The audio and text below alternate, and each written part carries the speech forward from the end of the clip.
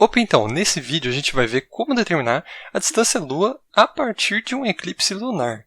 Não só isso, no final do vídeo, na verdade, a gente também vai ver como determinar o raio da Terra só com a gravidade aqui na superfície da Terra e com o eclipse lunar. Vai ser uma abordagem um pouco diferente do que normalmente é visto para determinar a distância à Lua. Então vamos lá.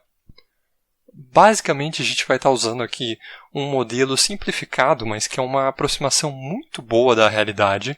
A gente tem aqui o Sol no centro, com a Terra orbitando de forma perfeitamente circular. É isso que a gente vai estar assumindo aqui em volta do Sol.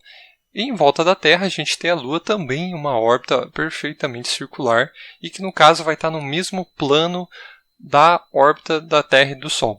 Isso pode parecer um pouco forçado, mas é uma aproximação extremamente boa, porque a excentricidade da órbita da Terra e da órbita da Lua, que basicamente é uma forma de determinar o quão circular elas são muito boas. Basicamente, a excentricidade é um número que determina as órbitas dos corpos celestes, por exemplo, dos planetas orbitando o Sol.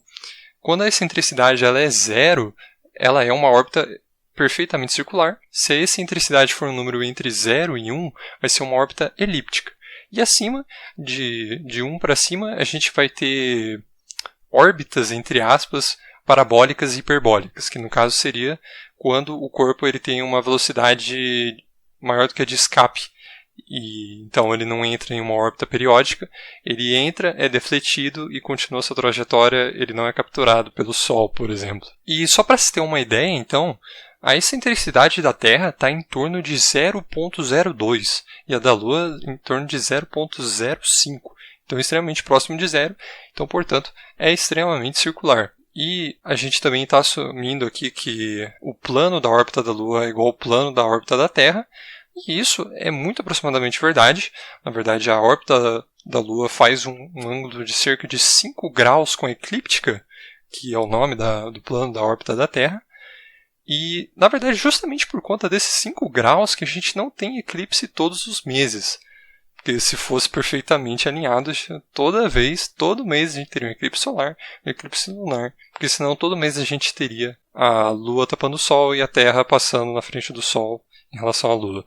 Pois bem, se a Lua está em uma órbita em torno da Terra, há uma aceleração centrípeta. E essa aceleração é devido à gravidade. Então vai ser igual à aceleração gravitacional. A gente sabe pelo movimento circular que a aceleração centrípeta vai ser v², no caso v é a velocidade da Lua, dividido pela distância da Lua à Terra. Enquanto que a aceleração gravitacional vai ser a constante gravitacional g vezes a massa da Terra dividido pela distância da Lua ao quadrado. Na verdade, até isso aqui é meio que uma aproximação, porque na verdade a Lua não gira em torno da Terra. Isso mesmo, a Lua não orbita em torno do centro da Terra. Na verdade, ela orbita em torno do centro de massa da Terra e da Lua. Só que, como a Terra é muito mais maciça do que a Lua, acaba que esse centro de massa está extremamente próximo do centro da Terra. Na verdade, ele está cerca de 2.000 quilômetros abaixo da superfície da Terra. Ele está dentro da Terra. Então, por isso que a gente pode considerar muito bem que é essencialmente o centro da Terra, né? E a gente pode estabelecer essa igualdade aqui. Então vamos lá. Se a gente simplificar um pouco, a gente vai ter que v² vai ser igual a gm sobre a distância da Lua. E continuando, o que a gente tem? O que é G0? G0, eu estou falando que é a gravidade na superfície da Terra. E a gravidade na superfície da Terra, pela lei da gravitação, a gente sabe que vai ser gm dividido pelo raio da Terra ao quadrado. Se você isolar gm aqui, gm vai ser igual a g0 vezes rt², e substituindo aqui na fórmula de cima para gm, a gente vai ter que v² é igual a g0 vezes o raio da Terra ao quadrado, dividido pela distância da Lua. Mas a velocidade da Lua, ela também é, por definição, quanto a Lua anda num determinado intervalo de tempo. E se a gente considerar uma órbita completa da Lua, a gente vai ter que vai ser simplesmente a circunferência da órbita, 2π vezes a distância da Lua, dividido pelo tempo que ela demora para fazer essa órbita. Que, no caso, esse tempo vai ser o que a gente vai chamar de mês sideral, ele é cerca de 27,32 dias. Mas bom, aqui a gente tem v², aqui a gente tem v, então a gente pode elevar isso aqui ao quadrado e igualar os dois. Então aqui a gente tem o que acontece após fazer isso, e isolando a distância da Lua, a gente vai ter essa expressão um pouquinho feinha, mas que vai ser conveniente depois. Fica marcado aí essa expressão aí que a gente vai usar posteriormente. Pois bem, vamos analisar aqui o eclipse lunar. O que a gente tem no eclipse lunar? A gente tem aqui o Sol, a Terra e a Lua, e a Terra projetando uma sombra na Lua. No caso, essa sombra principal aqui a gente chama de umbra, é a umbra da Terra. Então, vamos analisar isso aqui com uma geometria analítica, vamos dizer assim. Vamos estabelecer aqui um sistema de coordenadas centrado no Sol e passando aqui pela Terra. E o nosso objetivo agora é determinar qual é a equação dessa reta. Essa reta aqui que descreve a sombra da Terra, a umbra da Terra. Bom, para estabelecer uma reta, a gente precisa de 2 pontos. E os 2 pontos mais óbvios da gente pegar é justamente esse ponto de tangência aqui no Sol e esse ponto de tangência aqui na Terra. Mas o que a gente tem? Esse ponto de tangência aqui no Sol, qual que é a coordenada x dele? É essencialmente muito próximo de zero. E na verdade pode até não parecer tanto por conta dessa ilustração, mas é porque ela está fora de escala. Se você colocasse na escala real, com a Terra muito mais distante, isso aqui ficaria incrivelmente próximo de zero. Na verdade, só estando pertinho assim, nessa ilustração, já está razoavelmente próximo aqui da origem. Então a gente tem aqui que a primeira coordenada é zero, enquanto que a segunda, bom, é simplesmente aqui o raio do Sol, RS. E o outro ponto aqui de tangência na Terra, analogamente, a gente vai ter aqui que o coordenada x vai ser simplesmente aqui a distância da Terra ao Sol, a distância do Sol, e a coordenada y vai ser aqui o raio da Terra. Com 2 pontos a gente faz uma reta, e essa reta aqui vai ser dada por esse lado direito aqui. Você consegue confirmar rapidamente que isso aqui é realmente a equação dessa reta, porque, bom, se a gente colocar x igual a zero, esse termo se cancela, sobra apenas o raio do Sol, que é justamente o que deveria dar. Se a gente coloca ds, tem que dar o raio da Terra. E realmente vai dar, porque o ds vai cancelar com o ds, esse raio do Sol vai cancelar com o raio do Sol, e vai sobrar apenas o raio da Terra. Então isso aqui é uma equação linear que obedece aí os 2 pontos que a gente queria. E agora o que é esse lado esquerdo, u sobre 2? Perceba, se eu pegar uma distância qualquer aqui, vamos supor aqui, se eu colocar esse x respectivo aqui na equação, o que isso aqui vai me dar? Vai dar essa altura, porque isso aqui é a equação dessa reta. E o que é essa altura? É simplesmente a metade do tamanho da sombra da Terra aqui nessa distância. É a metade da umbra da Terra, u sobre 2.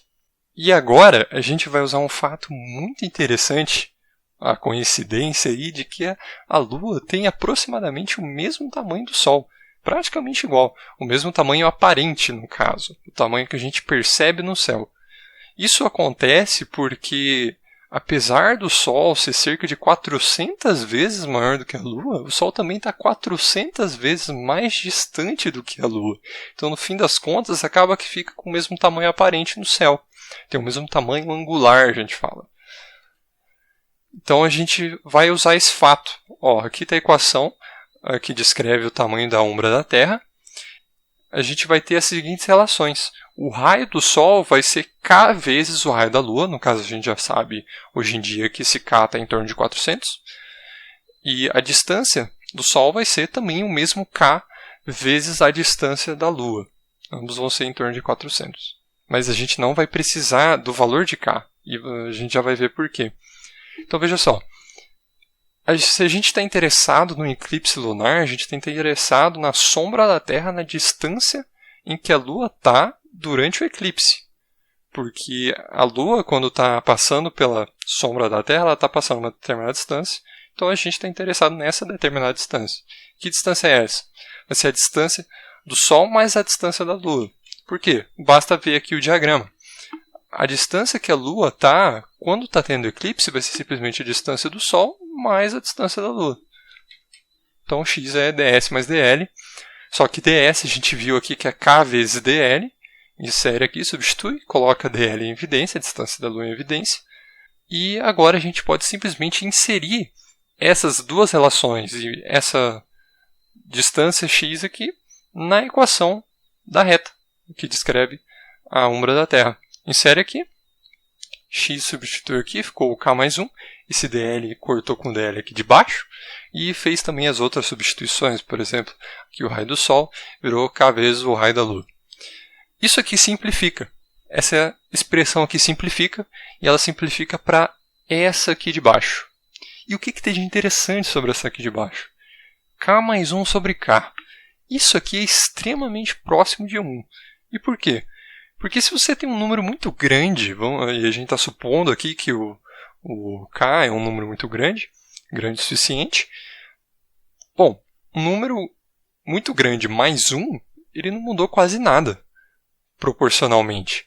Porque veja, vamos supor que eu tenha 1000. 1000 e eu vou ter 1001. Não mudou quase nada proporcionalmente. Isso aqui vai ser praticamente a mesma coisa e vai dar aproximadamente 1. Outra maneira de ver isso, se você simplificar essa expressão de outra forma, isso aqui também vai ser equivalente a 1 mais 1 sobre k. E se k é muito grande, 1 sobre k vai tender a 0. Então fica basicamente apenas 1. Então, esse lado direito ficaria apenas o raio da Terra menos o raio da Lua. Passando esse 2 para o outro lado, a gente tem que o tamanho da umbra da Terra nessa distância aqui vai ser simplesmente, o diâmetro da Terra menos o diâmetro da Lua, né? 2 vezes o raio. Só que agora vamos analisar outra coisa aqui, outra questão. Durante um eclipse, qual que é a distância que a Lua percorre? Vamos considerar aqui a partir do momento que ela começa a entrar na umbra da Terra até o momento que ela sai da umbra da Terra. O que ela percorre nesse tempo? Ela percorre um raio dela, depois ela percorre a umbra inteira e depois ela percorre outro raio dela. Então, a distância que ela percorre, que eu vou chamar de L, é simplesmente a umbra mais 2 vezes o raio dela. Só que a gente já viu que a umbra é dado por isso aqui, então a gente apenas substitui e descobre que o que ela percorre é simplesmente 2 vezes o raio da Terra. Só que qual que é a velocidade da Lua? A gente já tinha falado sobre isso antes, simplesmente o que ela percorre dividido pelo tempo que ela demora para percorrer isso. Então, a velocidade da Lua é simplesmente esse comprimento que ela percorre durante o eclipse, dividido pelo tempo que ela demora para fazer isso. Só que a gente já viu que essa distância é 2 vezes o raio da Terra. Então a gente substitui aqui e, v quadrado vai ser simplesmente igual a v quadrado, que a gente acabou de obter com base nisso. Então a gente pode ver que nessa expressão o raio da Terra é cancelado, porque a gente tem um raio da Terra ao quadrado aqui, um raio da Terra ao quadrado aqui, e se a gente isolar a distância da Lua, a gente vai obter essa belíssima expressão, que a distância da Lua é a gravidade na superfície da Terra vezes o tempo do eclipse ao quadrado dividido por 4. E vamos ver o quão preciso é isso, né? Porque a gente fez uma tonelada de aproximações. Só que qual que é o porém? A gente fez aproximações muito boas. Qual que são os valores dessa aqui para inserir nessa expressão? A gravidade na superfície da Terra vamos considerar com 9,81 metros por segundo ao quadrado. Agora, qual que é o tempo do eclipse? Vamos pegar o último eclipse muito bom que teve.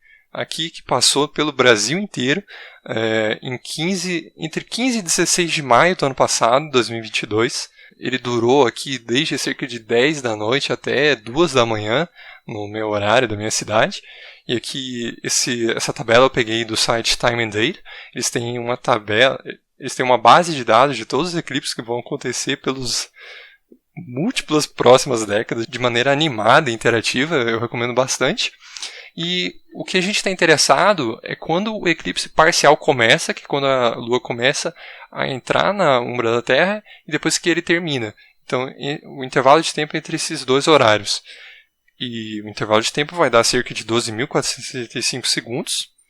Inserindo na equação, a gente vai ter uma estimativa da distância da Lua de 379 mil quilômetros. E isso é muito preciso, porque isso é um erro de cerca de 1,3% em relação à distância média da Lua, né? Em relação ao semi-eixo maior dela, que é 384.400 km. Isso é muito preciso. E na verdade você poderia até argumentar que isso está totalmente compatível com a distância da Lua, porque se você considerar que ela tem uma órbita elíptica, que ela tem uma distância mínima e uma distância máxima, esse valor aqui está entre esses dois valores, está entre o mínimo e o máximo dela. Então é extremamente compatível com o que a gente tem aí da órbita verdadeira da Lua. O que não se esperava, na verdade, com base em todas as aproximações que a gente fez. Mas, como a gente viu, a gente fez aproximações muito boas. Fez pressupostos bastante razoáveis. Só que não acabou por aqui, porque a gente também vai determinar o raio da Terra com base no eclipse. Lá no início a gente viu que a distância da Lua era essa expressão com raiz cúbica, termo ao quadrado dentro. Bom, ambos são a distância da Lua, então ambos devem ser iguais. A gente iguala ambos e isola o raio da Terra. Então o raio da Terra vai ser simplesmente π vezes a gravidade da Terra, vezes o tempo do eclipse ao cubo, dividido por 4 vezes o mês sideral, o período para a Lua completar aí a translação em volta da Terra. O tempo é cerca de 27,32 dias, e inserindo aqui a gente vai ter uma estimativa do raio da Terra de 6.276 km. Isso também é muito razoável, porque o raio da Terra é cerca de 6.370. Então isso aqui dá 1,5% de erro, que é bastante preciso. Só que outra forma de também colocar isso é o quê? A gente tinha essa expressão para a distância da Lua, essa expressão para o raio da Terra. A gente divide um pelo outro e a gente consegue uma expressão para a distância da Lua em termos de raios da Terra. Essa é uma outra coisa que a gente pode deduzir, e o motivo do porquê talvez ter dessa forma possa ser interessante é porque, primeiro, que isso aqui dá um resultado bastante intuitivo. Isso aqui te fornece quantas terras cabem entre a Terra e a Lua, basicamente. Você consegue calcular isso a partir disso, que é cerca de 60. 60 raios da Terra, no caso.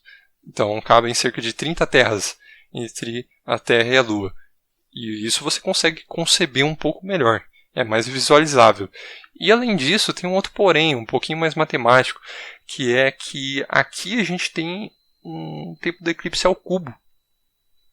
E qualquer variaçãozinha, qualquer incerteza já estoura isso aqui. Então, talvez esse aqui seja mais preferível, porque o expoente é -1, não é o cubo. Você também poderia argumentar que talvez é um pouquinho ruim porque está no denominador, mas talvez seja mais preferível do que uma dependência ao cubo. De toda forma, está aí uma maneira extremamente interessante de determinar o raio da Terra, determinar a distância da Terra à Lua, de uma maneira que é bastante caseira, vendo apenas um eclipse lunar, e determinar a gravidade também é algo bastante simples, ou até algo que você já pode assumir como verdade, basta só você olhar o eclipse e poder determinar aí. Determinar também, caso você queira determinar o raio da Terra, se você precisa do mês sideral, posso até fazer um vídeo melhor sobre isso, mas é extremamente fácil de você obter, apenas com base em observação da Lua. Primeiro você obtém um mês sinódico, que é quanto tempo a Lua demora para ter um ciclo das fases dela completo, que é em torno de 29 dias e meio, mas tem uma relação muito direta entre o mês sinódico e o mês sideral, então você obtém isso bem facilmente, mas você também pode assumir como verdade, você só precisa visualizar o eclipse. Mas, de toda forma, é também importante ressaltar que há uma crítica possível a esse método, porque você poderia pensar que é um pouquinho de pensamento circular. Por que teoria isso aqui usou? Isso aqui usou a lei da gravitação desenvolvida por Newton.